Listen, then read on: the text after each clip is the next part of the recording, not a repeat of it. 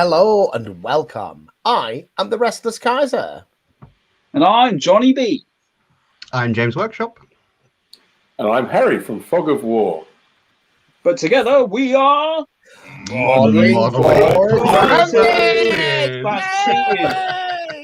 Props and everything. Excellent. Oh yeah, visual aid. Wow. I was expecting that. I figured we can never get the synchronization happening, so, nobody can see when my mouth is moving. See, Fast. this is why Harry's a pro and we're just rookies. All right, so we're going to have a quick whiz around the table, see what everyone's going to be doing tonight. I am going to be painting some SPQR goals. I got the flesh on and face color on these guys. What about you, John? Me, I'm working on the second wave of Spartans for Mortal Gods. Got some armored hoplites and bits and bobs. What are they called? Lokagos. And the other dude, Promakos. It's close It's all enough. Greek Whatever. to me, John. Anyway, all Greek something to like me. that. It's all Greek to you. Well, you're on Workshop. Tonight I will be putting the base coat on a Panzer IV for bolt action, Nice. finishing off the middle stone. And Harry, what are you up to this evening? Well, I'm working on some Scorpions for Team Yankee. I've decided that my British needs some extra support, so I'm getting in some little tanks. Very nice. And they are very... Can you put your thumb next to them for scale, Harry, for anyone that hasn't seen? I mean, they are absolutely tiny. They are minute, so absolutely tiny. All right, we'll have a quick look at the comments and then they'll get Harry introduced. So we got some Commandante 73, Josh Wood and Texane in here. That woman who's been stalking you again, John Rosie Raccoon. Team Clueless Games. Curly Mike has got your prize, mate. He said he's going to see you over Easter for a garden party or something. Richard Taylor, good evening, mate. Alid, looking forward to hearing how Harry got on with his Russians. Get your tissue ready then. Alid, I got your email this morning. Alid has been on our website and bought our latest addition to the range. If you are buying SPQR, it is £40 from us, and we will ship that to you in the UK. Obviously, all of the money that we make on that, which is about £3 a box, by the way, is going to help John get a haircut just as soon as we're out of this nonsense, and that is much required. It's not just gel is not enough anymore, is it, John? You've had to move into mousse and hairspray. I mean, mousse and hairspray. Mate. Anyway, enough of that nonsense. Now, Harry, I'm going to ask you a bunch of questions, and I want you to answer them immediately. Well, as long as you don't want me to make sense, I can do that. Oh, that's all right then. Who's your daddy, and what does he do? So I'm a returning guest, which is nice. But for people who haven't seen me before, I'm from Fog of War, and that's a YouTube channel basically devoted to Flames of War and Team Yankee.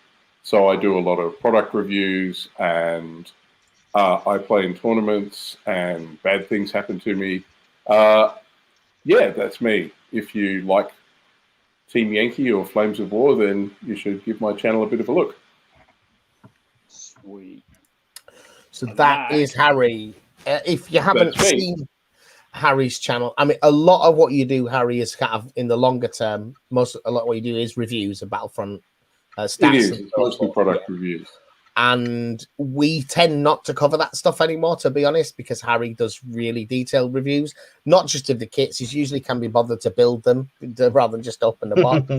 Talks about the stats in game and gives you a little bit of potted history, even using some footage and so forth. Actual footage. I think he does genuinely, I'm not just saying that because there's a guest here. I think Harry's the best in the business when it comes to model reviews and kit reviews. I do like to review me some kits. Yeah, absolutely.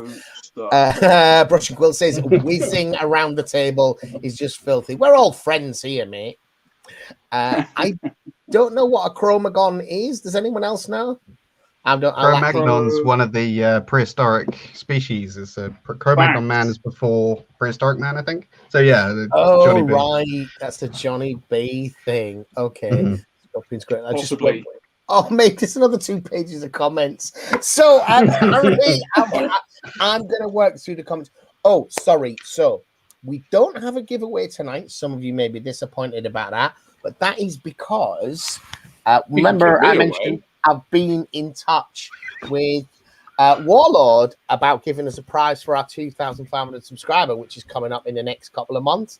And they've sent us Band of Brothers. Ooh, that looks nice. If you've not played Bolt Action, this is a fantastic starter.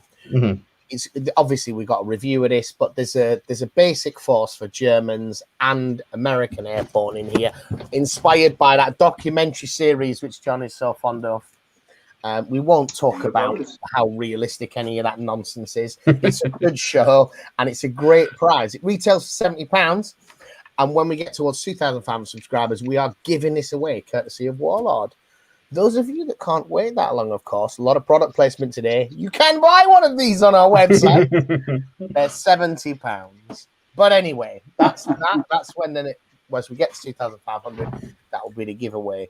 So, Harry, when you were here last time, you talked about how you'd been rooting through your bits box. You had some bits of Zvezda kits, plastic soldier kits, things that you'd reviewed, and you were going to make a Soviet army full of the greatest, most powerful war machines that Uncle Joe's glittering mustache could furnish. And you're going to take that to a tournament, and other people have been putting serious lists together.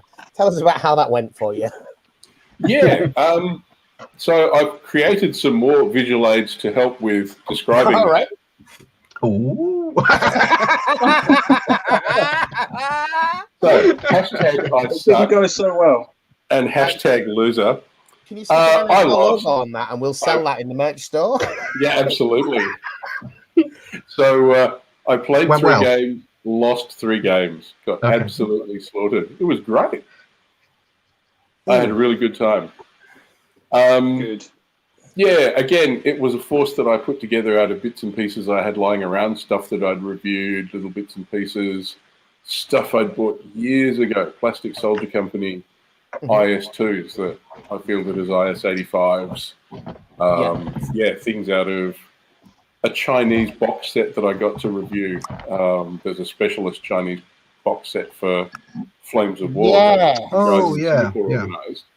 So I grabbed some bits out of that. They'd sent me one for review and made some silly units, and I had a great time. It was fantastic. It's always nice to catch up with the guys, and it was our first Flames of War game in about 3 years. Wow. So the first session was a bit rusty. There was an awful lot of, hang on, I'll look that up in the rule book. I think we got, in my first game, we ran to 3 turns, because that's all we could do in the time that we had while we were busy remembering how everything worked. Yeah. Yeah. All right. So you brought up a really, I'll be interested to try and catch up with the comments in a second by what people say. Tournaments, then. A lot of people do tournaments, don't do tournaments, but tend to have very strong views and very strong expectations. And I think a lot of it is people have tried tournaments, found I might be quite good at my local store, but I have a horrible experience of real whacker gamers in tournaments, and they just don't like paying money, spending time, getting hammered by people who are really obnoxious. Yeah.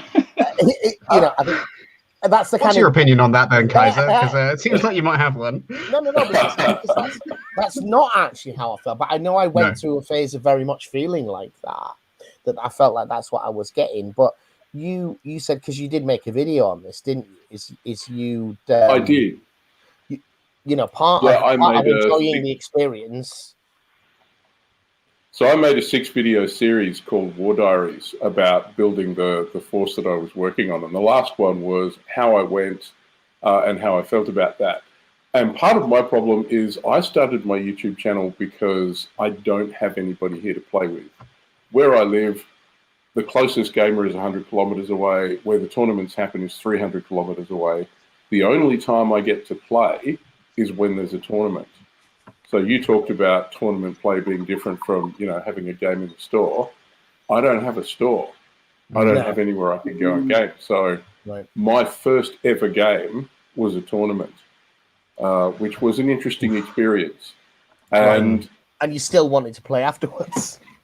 Yeah, although that one of the things I bring up in my video is I had a great day. We went out, we played some games, I fielded my army, but I lost.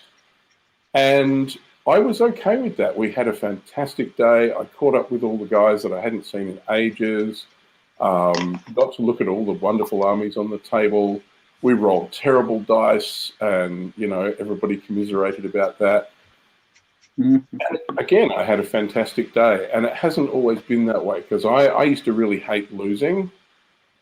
You felt like such a moron. You'd go there and you'd spend all your time painting your army and doing all of that, and you lost. Suddenly when you were on the table, the unit didn't do what you were expecting, or the dice didn't love you very much, or something happened, and you'd go home going, "Oh, I'm never going to do this again." No, I'd be interested to hear your experiences of that. But it got to me, I saw a video a couple of years ago on a channel called Tabletop Minions, where the guy asked, "Are you mediocre at your hobby, and is that a bad thing?" And his idea was, you shouldn't let winning or losing influence whether or not you have a good or a bad time. And I must have taken that to heart, because again, I lost, and I mean, one of those games I lost really badly. I got trounced by a really good opponent. And it was a beautiful thing to watch him use his force. He outthought me. I was being too aggressive. He snuck around and got to the objective, and there wasn't anything I could do about it. And it was really beautiful to see. So, yeah, I guess that I don't mind losing. I know these guys a lot better, so that probably helps. But we just had a fantastic day, whether I won or lost. So I guess that's an improvement. Massive improvement. That's a massive improvement, because, I mean, if you're only playing to win and you get disheartened when you lose, I don't think that's the aim of the hobby for me. It is a hobby, plain and simple, and you need to enjoy all the aspects of it, which includes losing. I love losing, as long as there's a story that can come of it. I say that, but I hate Kaiser because he wins all the time. Which is not true, but it's just one of those things. You said Kaiser always wins. I think I actually win about 50-50, but it feels that way. No. So what about you, James? Let's just make sure we got kind of everyone. I've been in a lot of tournaments across the years. Yeah, I used to run tournaments at the store. I've been to tournaments for 40k over at Warhammer World and all over the place, really. I used to travel around a bit for it. I've never even come near winning one once, other than the ones that I ran myself, which is terrible. There's absolutely nothing happening with that. It's just that it was often starter players, and when we ran a tournament was when I didn't pull my punches anymore. So that just tended to be how it went a little bit. But you went round seal clubbing? Not on purpose. That is brutal. Not on purpose. If anyone turned up who was good. Yeah, a little bit. Yeah. There's a tournament in 3 weeks. Are you interested? No. So I've traveled around with it all the time. I don't do very well, but that's not important at all as far as I'm concerned. I got into the game because I enjoy the game, and I got into the game because I find what I'm doing interesting. There's a lot of different features, like Johnny said, so I'm not just here to win. Winning is like fifth of the priorities that you have when you're doing something like this. Just to interject, it's not that I'm trying to lose. I'm trying to win. I'm just not very good at it. That's it, Even in tournaments that are like big and important, I can't help myself but like make a really fluffy list. Like I turn up trying to impress the other person with like the paint job and trying to get all the side points and things. I'm way more interested in that than I am in actually getting like high accolades. And for 3 seconds they are in awe, and they go, "That's all right, now, mate," and then they kill you. I play Nurgle, so for 45 minutes they're in awe, but those points, there's no points involved in surviving that game. Because I think a big part of it is about it's about how much you play and how often you play. In a kind of, I once met I knew this really weird chap when I was in Lancaster. He was like an awesome mathematician and a complete oddbod. It's like you couldn't necessarily, food couldn't always make it to his mouth because there was just too much beard and distraction in the way or whatever.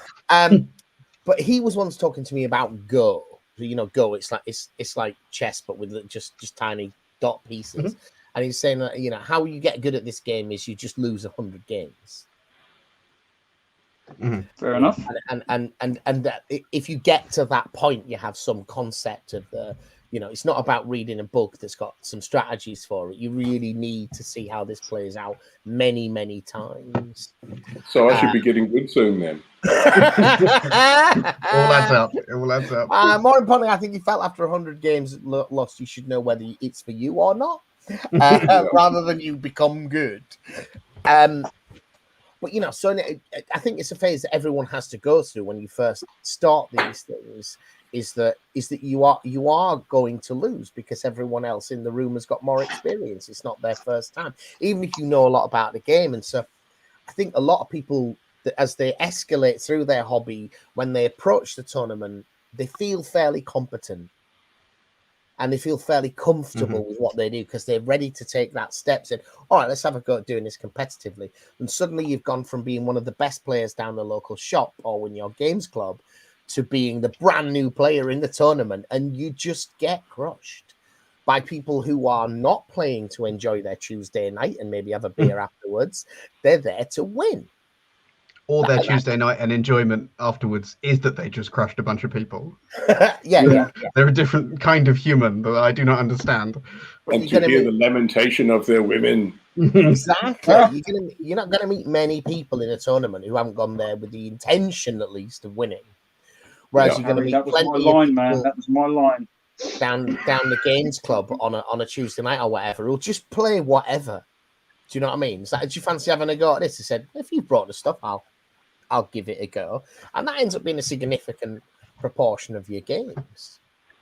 Well, one of the things that we came up with when we were talking about it at the tournament was people talked about the different things they got out of gaming. So there are people who like different things in the hobby. We had one guy who said he actually doesn't like to play very much. He prefers to paint. So his thing is painting the miniatures. Mine, I like the history. And we all had a bit of a chat, and everybody got something different out of it. Some people like to play and, you know, the feeling of winning and that kind of stuff. But everybody else was, you know, it's nice to get together and roll some dice. But, you know, I like making my army or I like painting my army. So I hate painting. Painting really grinds my gears. But you have to do it to be able to get a force on the table. So it's something you've got to do. I don't know. What about you guys? Yes. For me, I like it. I like all aspects of it. The playing of the game. I must say, I do like the modelling aspect of it. I'm enjoying the painting aspect of it when I can get myself to sit down and paint. I've had a really good week this week, and for some bizarre reason, the ancient stuff that Kaiser's got me working on has actually enthused me. I love to you know, actually want Kaiser's got not blaming. I'm thanking you for it because I haven't asked you to do any of it.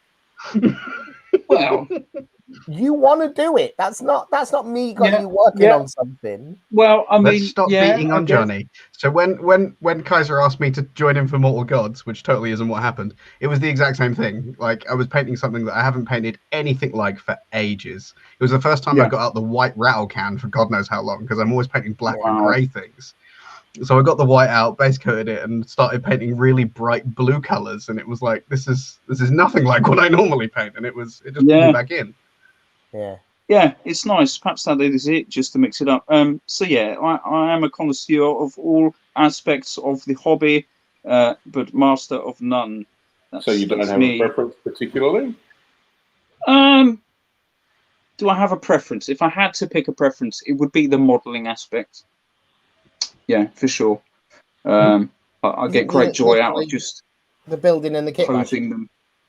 Building and kit bashing, yeah. If I literally had to choose out of all of them, second best would be painting, third would be playing the game and making a story out of all of that. What I've done, you know, that's what it's about for me. It's the story. I want a story out of this game. I want a memory to come out of this game. Interesting that you put that, because you're just about the only person that's ever mentioned that one there, John. They probably knows. I said kit bashing, but you said posing. Yeah, I think that's. You put a lot more time into exactly how that model, even when it's not kit bash, you're just using the standard components, the actual positioning of each part and that kind of overall finished look that the model has. You frequently criticize my models for the fact that guy, what's he looking at, mate? You know, he's staring at his shoes. Yeah. Why is he doing that? And I don't even notice those things. And it's just interesting. Do other people, I mean, you do a lot of Games Workshop and so forth modeling, so there's a lot of posability about that, whereas I'm more I'm more trying, prefer the more static the model, the better for me. I like the new monopod stuff. It comes the way it is. But when you mentioned posing, I got a very different mental image than. Yeah,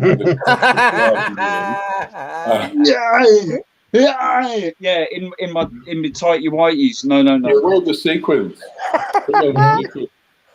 I've not got me the sequence yet. Because I also pose minis for 15 mil.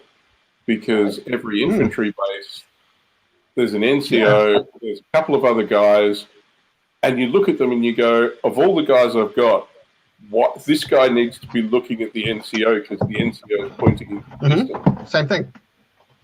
So yeah, it's when you don't just go, here's 5 infantry dudes, I'll throw them at the base and wherever the super glue sticks them, they stay. When you're picking them out, you go, this guy goes on this base or this guy doesn't. So I hadn't ever thought about that as an actual thing, but yeah, I do that. I don't know if anybody else does. Yeah, dead on. Yeah, if there's a few kneeling models, I make sure that most of them are on the same base and they're behind something because those guys are the ones taking cover. And even when I did the Germans for the bolt action starter, I've got kneeling unit and I've got standing unit. Like they're two different things, and I view them differently in my head. And they come out of the box that way. It's Polly Pocket to me, It's pretty much half of the things like running a little narrative through your head about what this unit's doing, what they're aiming at, what they're doing, and everything. And I've always had that. I don't know why. I think there's something. I'm the exact same. Modeling is like my favorite thing out of all the things that you could possibly do, and I think there's something about that sort of middle period Games Workshop. If you were really into it, where it stopped being like monoposed models and it stopped being monoposed plastics, and suddenly it was like the zombies, their arms can move, and the skeletons can be posed in whatever way you like. And I think there's quite a lot of people who were like shocked into something new by that, and they sort of really enjoy that bit. And now everything's gone a bit monopose again, and there's a lot of people like, I think you're going to get another new generation of people who aren't interested in modeling anymore because of that side of it. So I was going to mention that Friends of General Haig in the comments has said, how well should you know the rules before you go to a competition? So I was going to have a stab at answering that one if nobody minds. Yeah. I'd left it up there before we come to it. The very first game of Flames of War I ever played was a tournament game because I just didn't have anybody else to play with. And I think it depends on who you get to play at a tournament. So all the guys that I ended up finding are great guys, and they didn't make me feel bad, and they were angry with you for not knowing what you were doing. I had no idea what I was doing, but I actually really enjoy that. When you get somebody new to the table, they have not a lot of idea of what they're doing, but they're usually quite enthusiastic, and if they've paint and brought an army along, they are really invested in it. And I don't know about you guys, but I really enjoy that. So you get someone and you go, look, you can do this. And when you see them making an error, you sort of stop them and go, oh, hang on, you could do this. Or if you just move up, you won't actually get close enough to hurt me. How about you do a blitz move first? And, you walk them through what their options are. I used to do that in the belief that my options I were giving them were legit and worthwhile. The Kaiser, however, has taught me different over the times that I've played him. And I'm sorry to anyone that I've given advice to on the tabletop. Apologies. I play a fair amount of Magic the Gathering, and like 10% of every one of my games is saying to somebody else, if you do this, then this, then this, that'll work better for you.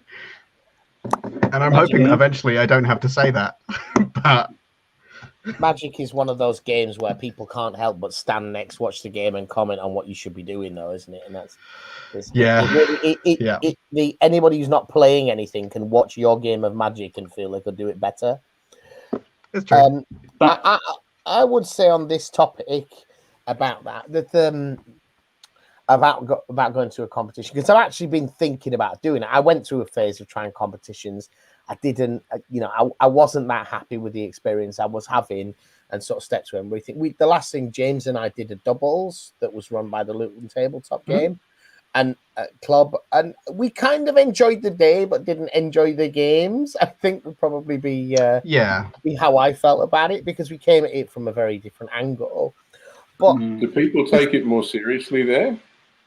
At the peak down at the Luton Tabletop Gaming Club, yes, there was like wannabe tournament players turning up, which means they're better than most casual players. What was the experience you had, guys, when you were there? I was just saying about, because I wanted to finish with this question, if that's all right. Just what I would say is, if you go to a serious tournament, not one in a shop or something, but one where people have paid for a ticket, certainly, and you don't know what you're doing, most people are going to be very happy to just crush you in a game, as long as you're happy with that. But it's quite important to not stop them from scoring what they need to score to actually compete in the tournament. And that is, if you're playing because you don't know and it's quite slow and it's got a scoring system and they need to reach certain thresholds for future rounds, playing somebody who doesn't know what they're doing and therefore very slow could be really bad for their overall performance. Right. And so I'm not saying that they're being reasonable or unreasonable. I'm saying there can be a reason why as someone who's a serious contender to win a big tournament could be quite annoyed that you don't know what you're doing, isn't it? And I need you to move so that I can crush you and get my points in the time that's available. And the thing that I didn't like about tournaments was the pace. That was the thing that I disliked the most, and I found was the biggest problem with them, is the games didn't actually finish in most cases, and a lot of people were playing to win on round 3. They've built an army that can win on round 3 because that's as far as they would expect to get. And it's like, okay, so there's more forces in play here that I'm not thinking through. It's an army that the first team that we played against was a pretty hardcore list. I think that kind of knocked your day back pretty quickly. Whereas I was like, this is double Eldar, I'm dying. Whereas you were still thinking like, there's some opportunity for us to gain some points here. And I was like, nah, these two people are doing things that I know are legal, but it sounds like cheating. It's just the way that army works. So we were screwed from the start. But no, I think we enjoyed it. I remember enjoying it. I remember having a few cokes, speaking to people, doing a few dickish things to people who were being ourselves to us. It was fun. Yeah, absolutely. And that was a doubles tournament, wasn't it? So John did ask about how we felt about that Luton tournament. So we were kind of in the dying days of when the tournament scene. This was Warhammer 8th edition, and the tournaments just exploded when that came out, didn't it? And it was at the dying days of people playing ETC rather than ITC, so kind of a mixture of Maelstrom and scoring and so forth. And ITC hadn't really taken off yet in the UK, but was probably about to do so in a big way. And it was a doubles tournament. I think there was 4 teams. We did actually come second. We came second, but we got crushed by the team that just beat everybody hands down with this double L thing. And then gave competitive games to the other guys and did pretty well points wise. Yeah. And I think competitive games is the key, because if you just get slaughtered all the time, it's no fun. But I mean, in the tournament I played 3 games, and I lost all 3, but it was only the middle game where I got completely killed, and I mean that was beautiful to watch.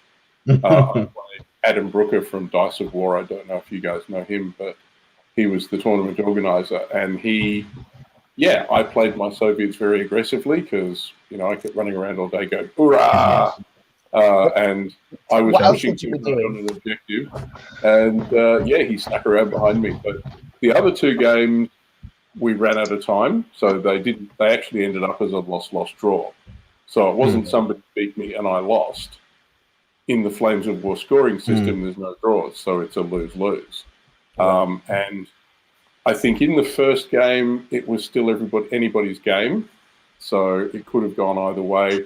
And in the last one, I rolled 15 flame dice with my KV8s to get the last infantry stand off the objective. I needed a 5. I didn't roll anything higher than a 3 on 15 dice. I've actually got pictures. We took pictures and went, oh my God. That's lottery ticket winner kind of stats, isn't it? No, that's pretty standard for me with dice rolls, to be honest. Yeah. It's a bit like Johnny. I've seen Johnny do some quality dice rolls in the past. Oh, epic. Low quality, but yeah, quality. So one of the notes I have is to talk about what things in my list worked well and what didn't. Yeah. About that. Do some pro stuff. Yeah. So for anybody that doesn't know, this is a Flames of War tournament. Harry's a big Flames of War player. We like to play it. Here I tend to play Nazis. Johnny B is going to be playing British when I got the army painted, and James does the Soviets on our channel. I'm very, very interested to hear how this went. Skill James up, Harry. There they are. Yeah, here they are. Big screen. I took what went well. IS-2s and IS-85s here. So I've got IS-2 tanks here and IS-85s. The IS-2s were a disappointment. They're very heavily armoured, but they lumber up the table reasonably slowly, and they couldn't hit a thing. They're rate of fire 1, they're slow firing, so if I moved them, I was rolling 6s or 7s to hit people. So it just wasn't happening. The IS-2s are a bit better. If they're stationary, they get rate of fire 2. Their anti-tank's not as high, but they actually worked a lot better. But the actual star performers were these guys here, the little KV-8 flame tanks.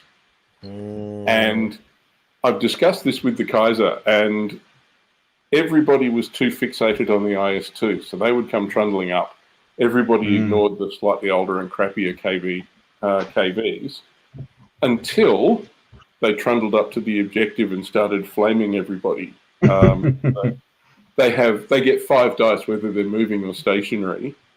And I did something that I shouldn't have been able to get away with. I actually stuck the infantry on them as tank riders. So right. When they trundle up to the objective, the infantry would hop off and shoot.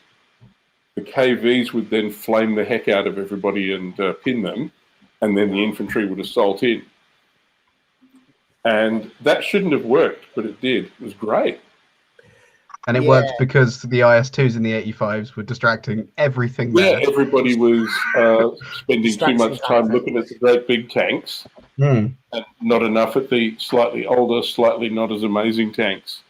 So, yeah, if they'd taken the time to shoot at them, both the tanks and the infantry would have been very badly toasted. But, no, it worked out okay. It's the sort of trick where if I took them to a tournament and tried to do the same thing again, I imagine that it wouldn't work another time. No. What did you think of the divisional support guns? Because I take them in basically every list I use. Yeah, they were great. Kaiser and I discussed that before I went to the tournament, and he said... Soviets never range in on anything, so start they on never range in on anything. The trick is put your ranged in marker where you want and never have to move it. Yeah. So I stuck my ranged in marker on the objective I intended to go for once I had a look at the table, and then just pounded it and pounded it and pounded it. And the rules, the version 4 rules, every repeat bombardment, everybody under the thing has to re-roll successful saves. It was only killing 1 or 2 bases every turn, but it was killing 1 or 2 bases every turn, and that's just what I needed it to do. And they weren't outstanding really performers, but out in that game. They were good enough. Yeah. I'm totally there. Yeah, I thought that about artillery in general, to be honest. in that game. It's so difficult to dig out infantry in a turn or two, no matter how good you are, because the assault rules so powerfully favor the defender, as they should. This is the age of the automatic weapon. It's not the age of, the spear and the blade. So clearing off infantry is what artillery is for, I think, in that game. I thought my SMG troops would do better in assault, but it's how many you lose. It's how many you lose just conducting the assault. Yeah. So you get to the end of the assault, and even if you win, you've got like 1 or 2 bases left. It's like, wow, that went badly. And they're not difficult to dig out for the next guy that comes along. Actually, the KVs were funny like that, because I hadn't realized how bad their stats were when I took them to the tournament. So most allies are hit on 4+, Soviets usually hit on 3+. These guys were hit on 2+. So if anybody had been shooting at the KVs, you have to really try hard to miss. And they're also reluctant, but that means they don't remount. If they get bailed out, they don't remount they need a 5 or better. Both times my guys got bailed out, they both rolled 6s to get back in and just kept on going. So I figured they must have been maniacs. She's a maniac. Now it's all leg warmers and people. Oh, mate, bit of flash dance, welding in your leg warmers. Oh dear. Is that really what they're called? Rosie can tell us they can't be called leg warmers. Them 80s leg warmers. Women's leg warmers. Leg warmers. They didn't have a pro name. Probably, but leg warmers does what it says on the tin. Warm your legs. Well, you don't call gloves hand warmers, though, do you? I know what you mean, though. Yeah. Well, we're slowly building this costume for John. You see, we've already talked about the sequined leotard. We're now going to it's going to be like a regular flash dancer. Oh, sequins and leg warmers. Probably more like the Gremlins one, to be honest, but it's close. Yeah. Actually, sequins and leg warmers sounds like one of those novels that they'll be on there with shades of grey and sequins and leg warmers and. We have tonight's winner is Rosie Raccoon, who has spotted the product placement, Harry. Absolutely. Yep. Every Australian household has their emergency tin of or jar of Vegemite close to hand. Tin. Oh, you got like torch, batteries, and some Vegemite. Yeah, it keeps the drop bears away. What? Drop bears. Drop bears. Yeah. So you know about drop bears? Oh, you teach him, Harry. Teach him. They're related to koala bears, but they've got a big armored ass on them, and they drop out of trees on you and they stun you, and then all the drop bears come out of the tree and eat you. But they don't like Vegemite. So you got to put Vegemite behind your ears. Keep the drop bears off. Wow. Right. This is a story you tell children, right? It's actually a story we used to tell the US Marines when they came here on exercise. Story you tell foreigners, not a story you tell children.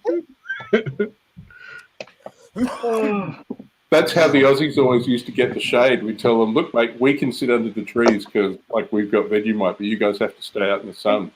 Now, speaking of Marines, I came across yesterday, the Royal Australian Navy doesn't have Marines. The sailors. No. Was it you telling me this?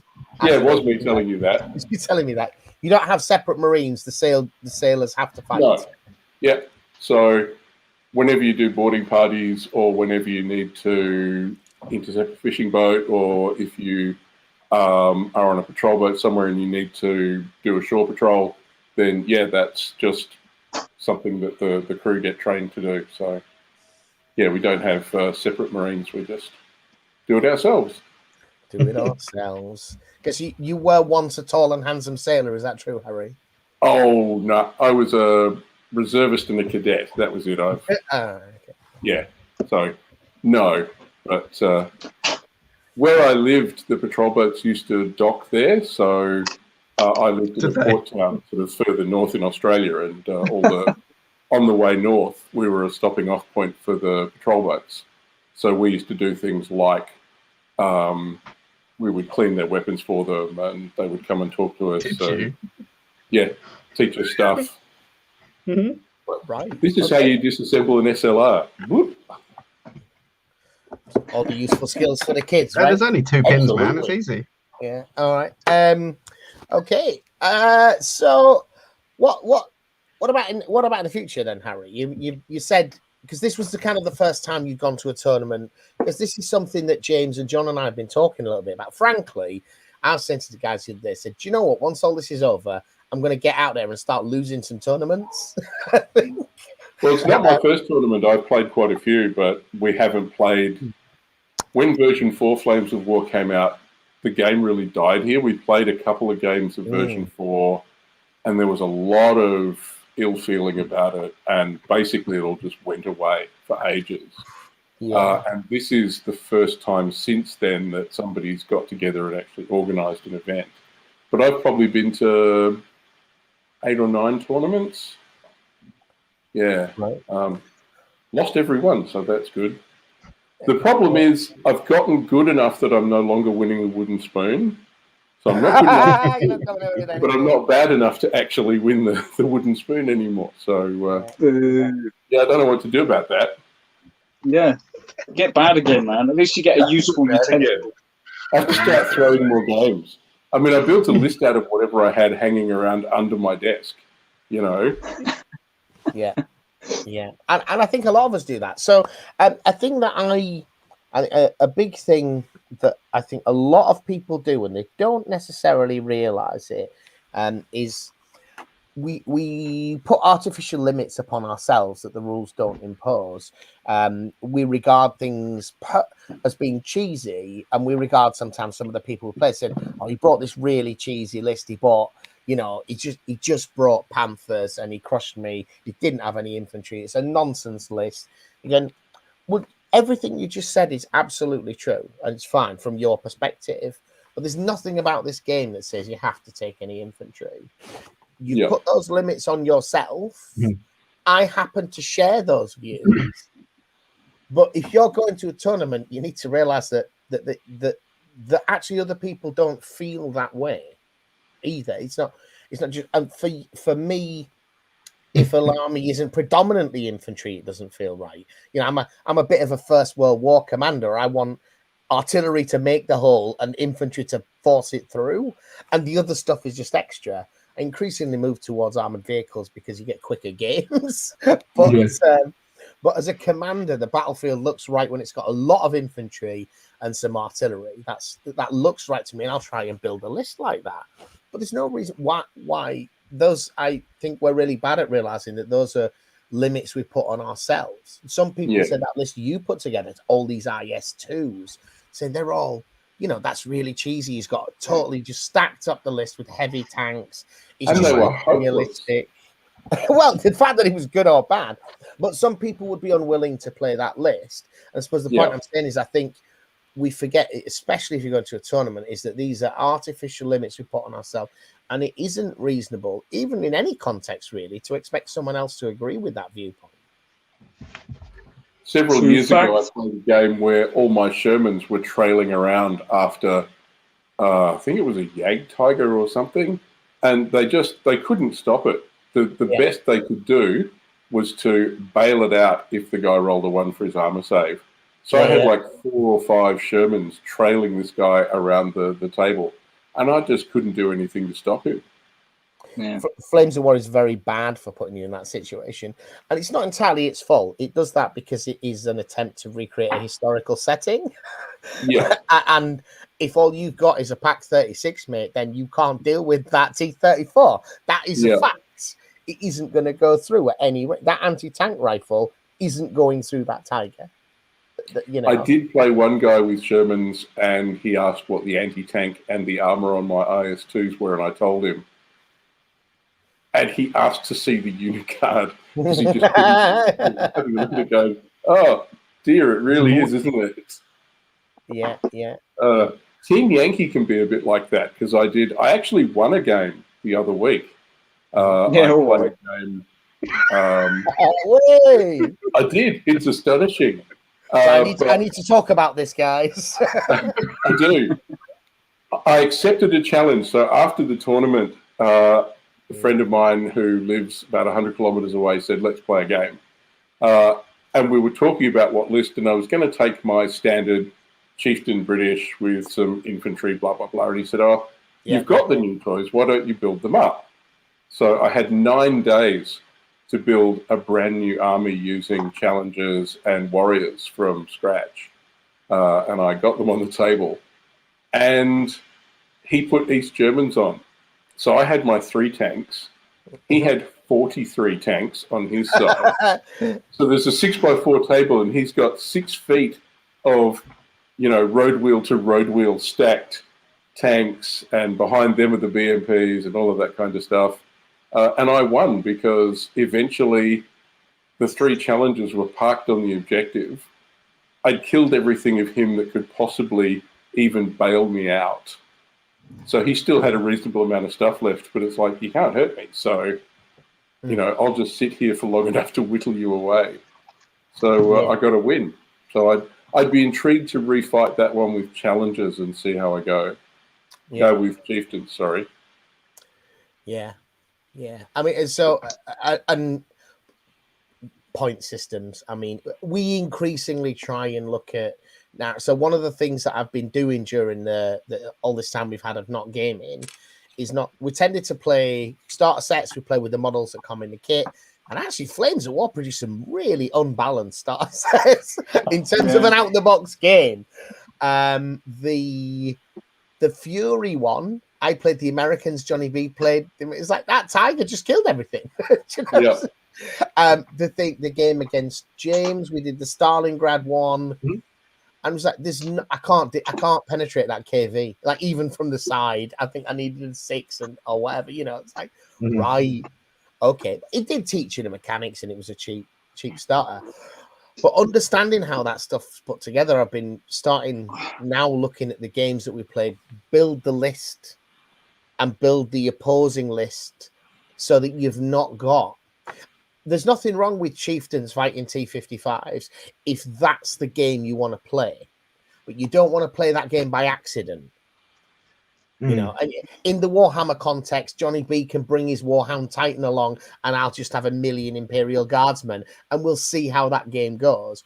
But we need to know that that's the game we're going to play in advance, and I think that that's a big thing that comes with pickup games and point systems. Is there can be point systems, they don't really work at producing balance when people have got so much range of choice and capability. So the list I've been working on, especially for Flames of War and Team Yankee, is to try and make sure that we're at the game. So if against the Americans, the list is going to be mainly Stugs and Panzer IVs, not because they're the best choice, but because then there's actually a game to be had. Yeah. Etc. And one of the reasons I took Soviets in the last tournament I played was my late war list is usually a Cromwell list, British Cromwells. And as soon as somebody trundles Panthers on the table or Tigers or something, the Cromwells just go away. There isn't much they can do about that.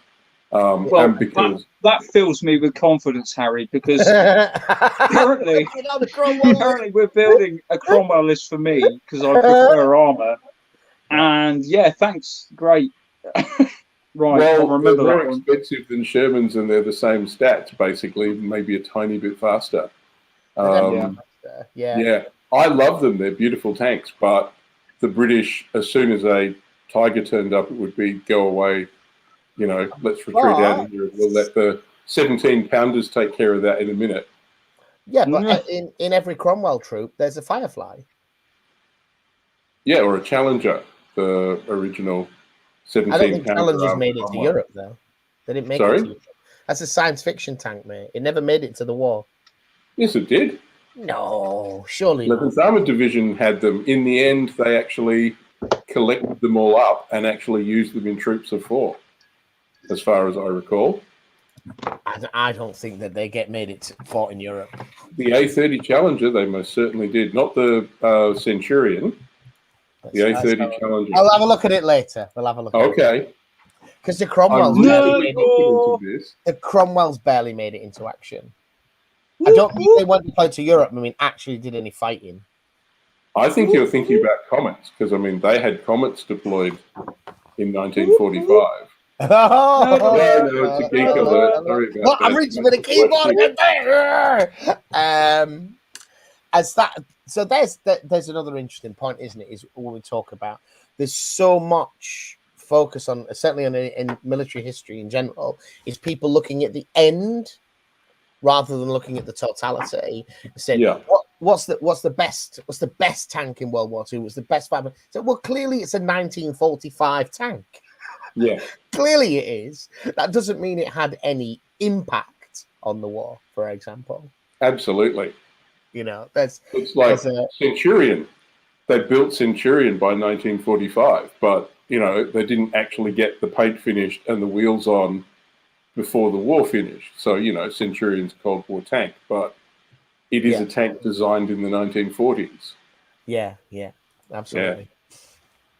The Challenger was active at Normandy from July 1944. It was even being issued to Allies. The first Polish used it in 45. There you go. Numbers. I love the A30 Challenger. They're beautiful. I'm gonna. That needs a little bit more. That could be one. He's going to do some detailed research. There were 200 of them made and 200 issued. Yeah. Which isn't many. No, it really isn't. This is the fact. You two can fight. No. You just looked up something on Wikipedia, seen a date, and you calling that a fact. I'm sorry, mate. I'm not quite willing to accept that. Let me find the source from Wikipedia.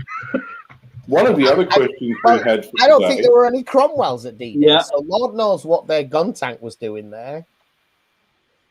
What was the other question you had? This is a specialised tank within a Cromwell troop. Yeah, and he's saying that they're there on D-Day. I don't think there are any Cromwells as part of the D-Day. No, Cromwell's I fundamentally disbelieve what you just said there. I might be wrong. Cool. There's definitely a big gap in the thinking there. Anyway, it's possibly they were ready at the time, but they took all the Shermans over first because, you know, there was an awful lot of shipping that needed to be done to get stuff over there.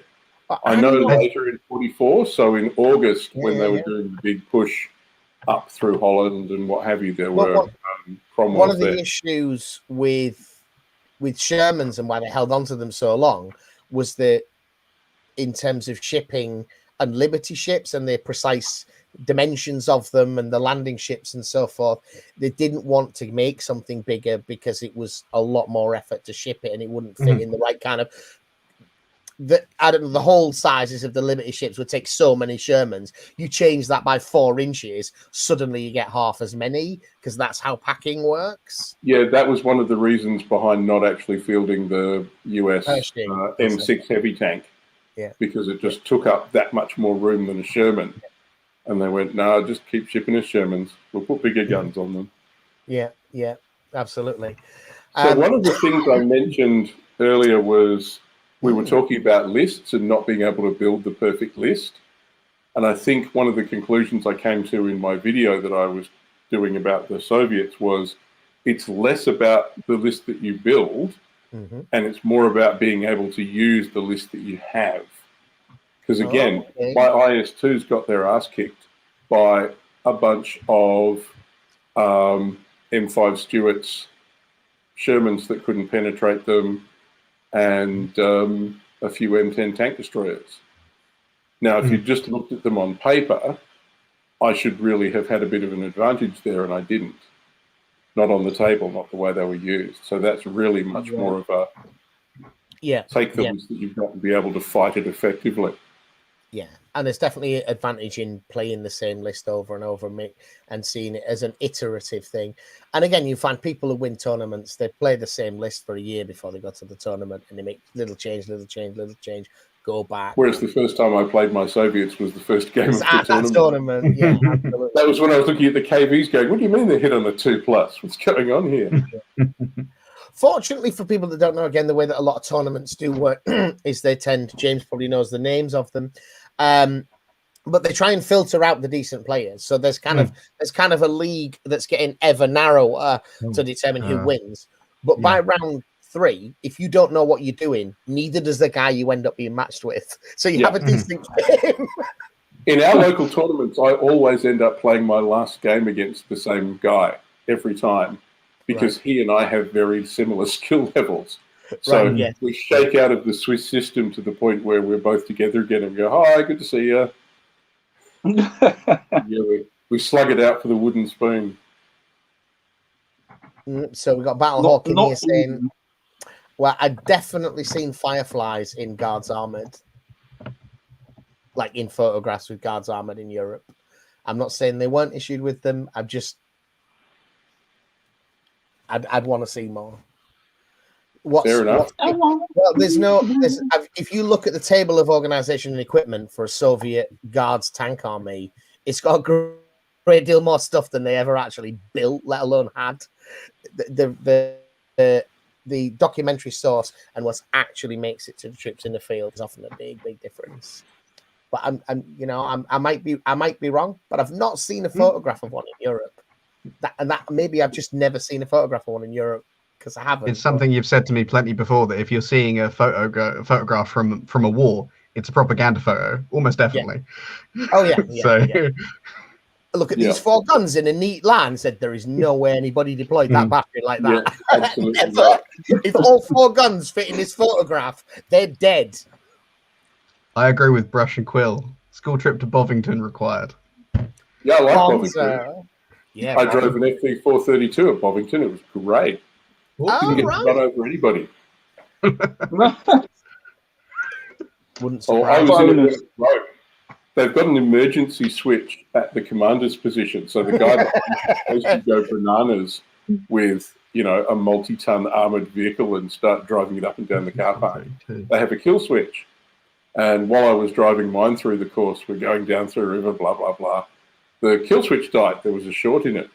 And we had to actually bypass the kill switch. So the guy took a look at me and said, no, you don't look very dangerous. You'll be all right. You don't look dangerous. You're Australian, mate. You look like a nutter to me. I don't look dangerous on the outside. Right. Did you not have the corks dangling from your hat and all the pro-Australian gear? Absolutely not. I was incognito. Right. I was passing for a normal person. Righty ho. Guys, I am afraid it is almost time. I'm sorry. Next week, we are going to forget all about this Challenger conversation, obviously. I think that there was an issue with the Sherman 76s and the APCR or ACPR ammo. Remember, there's an issue that there was never enough of it for the tank destroyers. All the hot ammo got given to the tank destroyers because that was their doctrine. Tank destroyers destroy tanks. Yeah. Sherman support infantry assaults. Yeah. So how useful that 76 ends up being, it doesn't get the good ammo that would really make it effective. But I think the bottom line in certainly after Normandy anyway is in Western Europe, if you're allies, you probably have got tank support, and if you're Germans, you probably haven't. that's the big 3 Sherman gives you. Yeah. Every 432. You can do they call it driving a tank, but you can go tank paintballing in 432s because they were they're like a universal military vehicle. They made recon cars out of the mortar carriers, infantry personnel carriers. There's millions of holes lying around in the UK, and they stick probably similar. They stick a turret on it with a big paintball cannon on, and you can go driving around, pay for it. Was that what you were doing at Bovington, Harry, or was it actually a real one? No, it was a real FV432. It wasn't a tank. I did get a ride in a Leopard 1. That was fun. Didn't get to drive that, but I got to command that. No, they're quite expensive, aren't they? They are. Yeah, but that was Bovington do a thing called a Tank Experience Day, and I got one of those for my birthday the last time I was in the UK. Nice. Right. Interesting. My wife dumped me there and went off to there's a cider museum not far from Bovington. Don't know who got the better day there, to be honest. So I got to drive afterwards. I'm looking for a half experience there. I think Pleasure of telling people that 432 is not a tank. Also, interestingly, John, the FE 432, you have seen one regularly and touched it. And where have you seen it? Do you know? Warhammer World. Warhammer World, they paint one up as a rhino and it's outside the front door. That's right, yeah. You know, Whippet Tank. I meant to say, anybody who's been following along with Brush and Quill's progress with the 135th Whippet Tank he's made as a steampunk battle vehicle. Oh, that looks fantastic. He's not only has he finished it. For me, the best thing about it is that the kind of history of Tank Wash and the land ships. He's got some Gatling guns on it, but he's got naval ratings crewing them. With little sailor caps and it's like, oh, look at that. Isn't that bonny? What a surprise. David Pogson has turned up at the end. Well done, sir. At the end. We are going to get David on at some point in the future, perhaps with Big Neck Dance School. So obviously there are a few other people in here tonight we don't see that often, including Todd the Wardrobe. I need to talk to Todd. If he can make the show to watch it, make the show to be on it, right? Yeah, dude. Should have said as well, Harry had to get up at like 3 o'clock in the morning to do this show because it's tomorrow in Australia, right? The sun is just starting to peep over the horizon now. It's been dark in here for the entire time I've been here. Yeah. So it's Wednesday, isn't it, where you are? It's Wednesday, yeah. Have you got any of the sports results so I can put a bet in? It's not how it works. Absolutely. Yeah. Little darling in the third. Sweet. All right. Where did we get to with the painting? I just got a few base coats on my goals. That was me, John. Awesome. Out of all the Greeks that I was talking about, I based 2 8-man basing trays and painted a Mordian Iron Guard, or started to. That's what I got done out of all the Greeks. Nice. Yeah. Base James? coat, wash. Base coat, Boom! wash. Base coat, wash. Harry? For the win. Where are we? This way. I actually wasn't working on these. I just bought some completed ones, so it looked like I was doing something during the test. I was having too much fun talking to you guys. All right. I need to get better at not going down a rabbit hole arguing with guests about whether a particular tank was in service, because I'm probably going to be wrong as well. Sorry about that if it spoiled the fun, guys. Next week, we have got somebody else on, and it's temporarily escaped my mind. Did I say who it was, John? Do you remember? Is it me again? I did, and I think it is someone, possibly Jam. It might be Big Mac. Big Mac Danskull. It might be. Yeah. He's definitely on soon. I think it could be. Oh, I'm so embarrassed. We anyway, have a guest, and we're not waiting for you to go and check the calendar, man. Let's just we'll know next week. Yeah, absolutely. It's downstairs. All right, so guys, that was us from Modeling for Advantage. Hope you enjoyed the show, and thank you for watching. Bye.